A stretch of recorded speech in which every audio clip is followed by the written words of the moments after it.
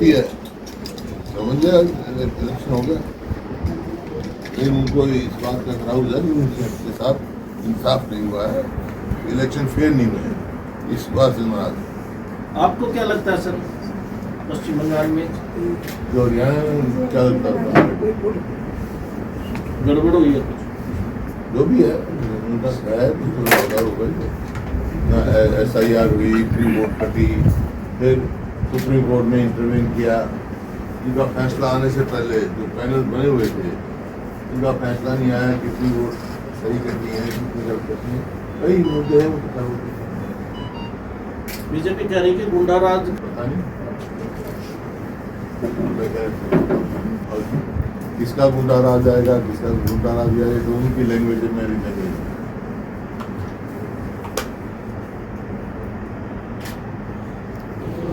कांग्रेस की केरल में सरकार बनी, बंगाल में तो पहले भी नहीं हमारी थी, कुछ सीट बढ़ के आई हैं, और तमिलनाडु में पहले भी कोएलिशन थी, अब भी कोएलिशन नहीं है।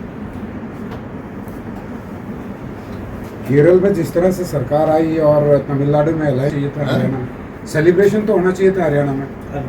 हरियाणा के चुनाव जीतते हुए करते हैं सेलिब्रेशन, हम लोग वो कर ही रहे हैं, केरल वाले कर ही रहे थे, क्या कर रहे हैं, फ्रंट पे जो फोटो आ रही है उनकी सेलिब्रेशन करते हैं, पूरा सेलिब्रेशन हो रहा है। भारतीय जनता पार्टी जिस तरह से पश्चिम बंगाल में जीते हरियाणा में भी करते हैं, वैसे क्या इस तरह से भारतीय जनता पार्टी लोगों का तो काम है नहीं, जनहित का तो काम करेगी, ये काम जामा संघ पर 3 मुख्य तौर पर हमारे निकाय कॉरपोरेशन के हैं, कॉरपोरेशन जहाँ पे हैं पंचकुला और अम्बाला और सोनीपत, तीनों में जो अब तक रेस्पॉन्स आ रहा है, लोगों का रुझान कांग्रेस की ओर है, और हमारे बहुत अच्छा रिजल्ट रहेगा, और हमारे मेयर भी बनेंगे, कॉर्पोरेट। नगर पालिका में किसी को समर्थन दोगे? नगर पालिका में देखिए, जहाँ पर पहले पार्टी का फैसला था, हम नगर पालिका में पार्टी उम्मीदवार नहीं खड़े करेंगे, जो हमारा पार्टी का बता। बाद में 2 जगह उन्होंने कैंडिडेट खड़ा किए और 2 जगह नहीं किए,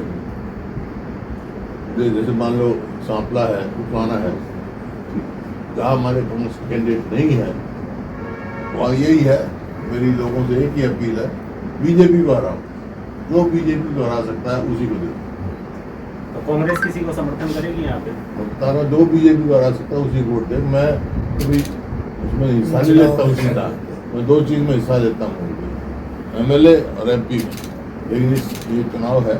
लेकिन ये जरूर मैं कहूँगा, तो जो कैंडिडेट, जो उम्मीदवार बीजेपी को हरा सकता हो उसको दो, बीजेपी को हराओ। लेकिन सर बीजेपी किसान मजदूर विरोधी पार्टी है, ये इलाका किसानों और मजदूरों में है, व्यापारी परेशान है, कानून व्यवस्था है नहीं, हर आदमी डरा हुआ है, रोज फिरौतियाँ मांगी जा रही हैं, हरियाणा का अस्त हो गया। और आप सब देख रहे हैं कॉर्पोरेशन में क्या हालात है, ये कूड़ा करकट कितना है, महंगाई कितनी बढ़ गई, 3 गुना, मतलब कमर्शियल सिलेंडर 3,000 को क्रॉस कर गया, जो वो सिलेंडर था 400 का था, हमारे जो गैस सिलेंडर जो रसोई का है, अब वो 1200 हो गया।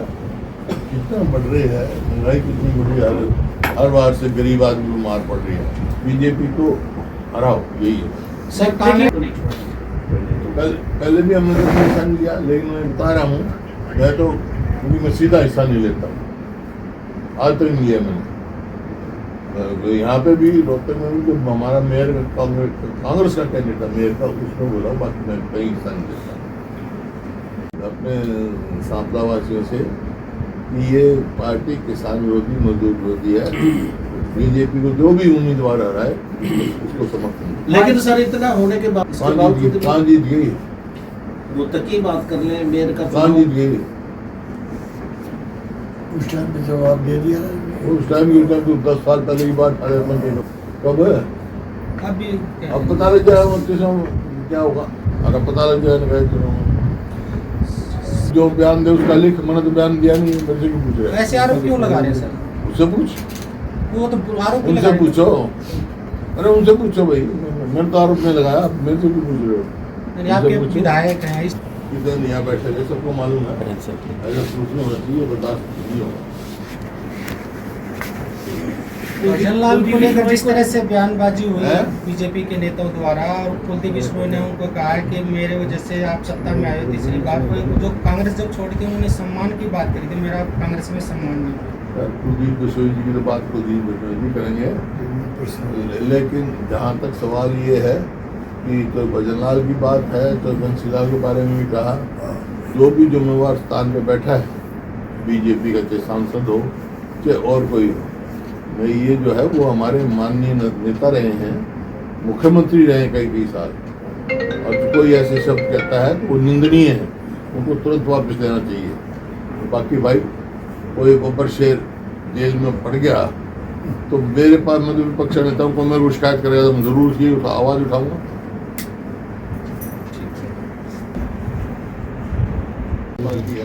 किसान को बर्बाद करने का उनका रखा है।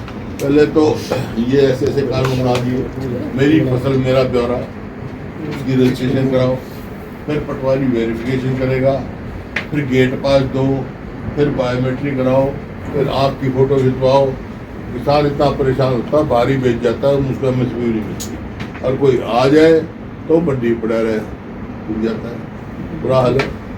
विफल सरकार है, कोई इंतजाम नहीं के, कहीं बारदाने की मिलेगी, कहीं ठेकेदार लिफ्टिंग का वो नहीं है, मतलब हर जगह से बुरा हाल है।